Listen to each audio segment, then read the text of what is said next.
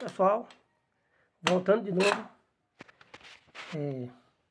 vou abrir agora, vou abrir aqui para limpar as engrenagens. Então, tirando esse parafuso daqui da frente, né, tirando o próximo parafuso, vai estar dando aqui acesso a essa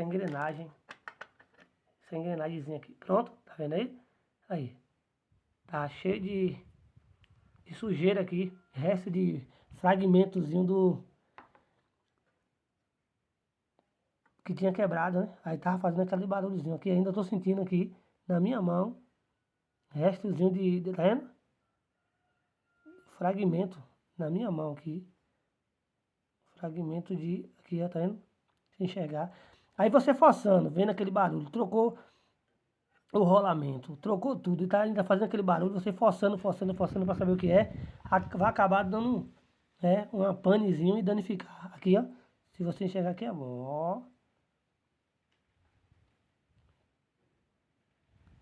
Que tudo aqui é fragmentozinho quebrado, que quebrou o rolamento. A pessoa forçando para saber o que é, acaba danificando a sua ferramenta todinha de trabalho aí, você fica no prego, né? Você vê aqui, ó. Aqui, tudo aqui na minha mão, você dá pra ver. Esses tombozinhos aí, aqui tudinho aqui, assim, aqui é resto do rolamento velho que tinha quebrado. Então, corrigindo aí, limpando tudo, dando um grau, botando a graxa, pra voltar a funcionar tranquilo, sem barulho nenhum.